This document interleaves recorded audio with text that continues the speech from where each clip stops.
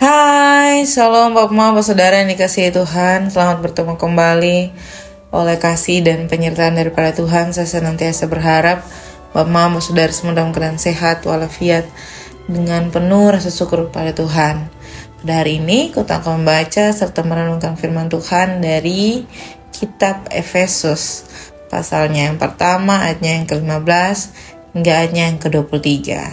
Namun sebelum itu, mari kita semua satu hati di dalam doa. Kita berdoa. Bapa dalam surga, Bapa yang kami sembah lewat anak-Mu Yesus Kristus, segala puji dan syukur Tuhan, kami haturkan di dalam hadirat Bapa sebab Tuhan senantiasa baik dalam kehidupan kami. Kami bersyukur atas kasih dan penyertaan daripada Tuhan. Kami masih senantiasa diberikan Tuhan kesempatan untuk menikmati hari-hari yang Tuhan percayakan dalam kehidupan kami. Pada saat ini Tuhan, kami akan membaca, mendengar, serta merenungkan akan firman Tuhan. Kami mohon di dalam tangan dan pengasihan Tuhan, biarlah apa yang kami baca, apa yang kami renungkan, semuanya itu boleh mendatangkan kekuatan bagi kehidupan kami Bapa. Mengampuni salah dan dosa kami. Di dalam anak-Mu Yesus Kristus kami telah datang dan berdoa. Amin. Bapak, Saudara yang dikasihi Tuhan, pembacaan kita pada pagi hari ini terambil dari kitab Efesus pasal 1 ayat 15 hingga ayatnya yang ke-23 di bawah perikop doa untuk pengertian tentang kemuliaan Kristus. Ayatnya yang ke-15, karena itu setelah aku mendengar tentang imanmu dalam Tuhan Yesus, tentang kasihmu terhadap sesama orang kudus, aku pun tidak berhenti mengucap syukur karena kamu, dan aku selalu mengingat kamu dalam doaku dan meminta kepada Tuhan Allah kita Yesus Kristus, yaitu Bapa yang mulia itu, supaya Ia memberikan kepadamu roh hikmat dan wahyu untuk mengenal Dia dengan benar, dan supaya Ia menjadikan mata hatimu terang agar kamu mengerti pengharapan apakah yang terkandung dalam panggilannya, betapa kayanya kemuliaan bagian yang ditentukannya bagi orang-orang kudus, dan betapa hebat kuasanya bagi kita yang percaya sesuai dengan kekuatan kuasanya yang dikerjakannya di dalam Kristus dengan membangkitkan Dia dari antara orang mati dan mendudukkan Dia di sebelah kanannya di sorga, jauh lebih tinggi dari segala pemerintahan dan penguasa dan kekuasaan dan kerajaan dan tiap-tiap nama yang dapat disebut, bukan hanya di dunia ini saja, melainkan juga di dunia yang akan datang. Dan segala sesuatu telah diletakkannya di bawah kaki Kristus, dan Dia telah memberikannya kepada jemaat sebagai kepala dari segala yang ada. Jemaat yang adalah tubuhnya, yaitu kepenuhan Dia yang memenuhi semua dengan segala sesuatu. Demikian jauh akan firman Tuhan. Yang dikatakan berbahagia adalah setiap kita yang tidak hanya membaca, mendengar, tetapi benar-benar mau melakukan dalam kehidupan kita hari lepas hari. Salam Bapak, Saudara yang dikasihi Tuhan. Selamat bertemu kembali. Hari ini kita mau ditonton tema tentang ilmu pengetahuan dan kebenaran. Ilmu pengetahuan dan kebenaran. Bapak, Saudara yang dikasihi Tuhan, perlu kita ketahui pengetahuan pertama yang kita dapat yakni ada di dalam keluarga. Jadi orang tua itu merupakan guru pertama yang diberikan Tuhan untuk memberikan banyak pengetahuan tentang hal-hal yang pertama kita lihat, hal-hal yang pertama kita ingin tahu, hal-hal pertama yang ingin kita kenal di dalam kita kehidupan. Selain orang tua sebagai guru pertama, orang tua juga punya banyak peran di dalam kita kehidupan, bukan hanya sebagai guru. Tetapi ilmu pengetahuan dari yang diberikan orang tua haruslah benar bagi setiap ketong yang menerimanya. Kenapa saya bilang harus menjadi kebenaran atau yang menjadi benar bagi kehidupan? Karena itu akan menjadi satu dasar utama dalam kehidupan. Bapak, Saudara yang dikasihi Tuhan, tentu saya rasa entah itu saya saja sendiri atau juga bapak mama juga pernah mendengar dari orang tua dulu, mereka selalu bilang begini, dalam hal mendidik anak di awal masa pertumbuhan mereka, kita harus benar-benar memberikan mereka sesuatu yang terbaik, bukan untuk dalam bentuk memanjakan, tetapi tentang bagaimana kita mendidik dia dan menerima segala sesuatu didikan itu menjadi ilmu pengetahuan yang dasar, yang kuat untuk dia bisa berproses dalam kehidupan selanjutnya. Hari ini kita belajar dari kitab Efesus pasal 1 ayat 15 hingga ayat 23 tentang bagaimana kita menaikkan doa untuk meminta pengertian tentang kemuliaan Kristus. Pernahkah Bapak Mama minta pengertian daripada Yesus Kristus tentang berbagai hal yang pernah Bapak Mama alami? Entah itu pendidikan anak-anak, entah itu hal-hal yang di luar pengertian kita, pernahkah terjadi? Saya sering. Saya selalu minta Tuhan hikmat.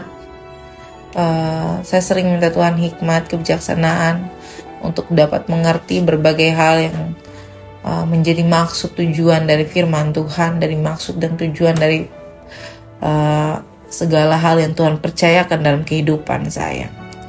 Hal itu menolong saya untuk mengerti bahwa segala sesuatu yang Tuhan buat di dalam hidup saya adalah rencana-rencana baik. Bukan rencana-rencana kecelakaan, tetapi rencana baik. Dan segala sesuatu itu harusnya dan patutnya saya menaikkan puji dan syukur bagi Tuhan. Perlu juga kita ketahui bahwa dengan membaca firman Tuhan tanpa berdoa, tanpa minta pengertian daripada Tuhan, kita hanya berasal-asal saja untuk mempersiapkan khotbah, kita berasal-asal saja untuk memperdebatkan firman Tuhan, supaya kelihatannya kita mengerti, supaya kelihatannya kita betul-betul orang anak Yesus Kristus, kita betul-betul orang Kristen Protestan, kita tidak berdasarkan atau mendasarkan Tuhan di dalam kehidupan. Kita hanya asal ngomong saja. Kita tidak minta pengertian, kita tidak minta hikmat yang sungguh daripada Tuhan. Betul, ada begitu banyak hal yang tersedia di handphone sekarang. Kita bisa dengan gampang mencari tahu tentang Tuhan itu seperti apa, firman ini omong apa, terus ajaran-ajaran tentang teologis, tentang dogma dan sebagainya. Tentu betul. Tetapi kita tidak akan dapat mengerti secara benar dan baik maksud Tuhan kalau kita tidak meminta hikmat kepada Tuhan. Kalau kita tidak menyepelekan apa yang sebenarnya menjadi kita pun tanggung jawab. Ini menjadi tanggung jawab seluruh umat Kristen dimanapun berada, untuk mempertanggungjawabkan apa yang dia baca, apa yang dia dengar, apa yang dia renungkan, atau apa yang dia bagikan di setiap orang. Sebagai seorang yang saling memberikan pengajaran antara satu dengan yang lain dalam kehidupan, bukan hanya orang tua, tetapi juga anak-anak, kita perlu tahu bahwa ilmu pengetahuan tentang kebenaran itu harusnya menjadi dasar. Yesus Kristus telah menjadi dasar yang utama, kita harus mendudukkan pilar yang lain. Untuk mengkokohkan satu bangunan, untuk mengkokohkan kita punya kehidupan, kita butuh pilar-pilar. Nah, pilar-pilar itu adalah ilmu pengetahuan. Ketika kita mendapatkan ilmu pengetahuan, kita berakal budi, kita berhikmat, kita akan tahu mana yang benar dan mana yang salah. Kita tahu benar bahwa Yesus Kristus adalah Allah yang hidup, firman yang hidup. Dia adalah Allah di atas segala Allah. Dia mengetahui segala sesuatu ada di dalam Dia. Jadi kita harus meminta kepada Dia Dan kita harus tahu bahwa daripada Dialah ataupun kehidupan ada. Jadi saya mau kasih penegasan bagi kita di ayat yang paling saya pilih di dalam bacaan ini adalah ayat 21. Jauh lebih tinggi dari segala pemerintahan dan penguasa dan kekuasaan dan kerajaan dan tiap-tiap nama yang dapat disebut, bukan hanya di dunia ini saja, melainkan juga di dunia yang akan datang. Ini menceritakan bagaimana kehebatan Yesus Kristus, kemuliaan Yesus Kristus yang perlu dengan baik kita mengerti, dengan perlu dengan bijak kita mengerti, perlu dengan hikmat kita mengerti. Jadi Bapak Mama Saudara yang dikasihi Tuhan, pembelajaran tentang ilmu pengetahuan atau kebenaran itu tentang kemuliaan Kristus akan terus ada dalam ketemu hidup sampai di mana Tuhan memanggil kita. Biarlah kita senantiasa berproses di dalamnya untuk menjadi berkat dimanapun kita berada dan menyampaikan segala kebenaran dan pengertian tentang kemuliaan Kristus. Amin untuk firman Tuhan. Untuk menutup perenungan pada saat ini, saya mengundang kita satu hati di dalam doa. Kita berdoa.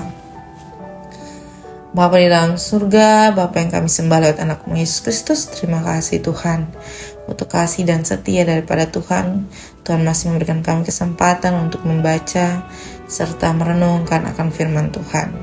Kami memohon di dalam Tuhan apa yang kami baca semuanya ini mendatangkan kekuatan bagi kami dan kami siap menjadi berkat dimanapun kami berada Bapa.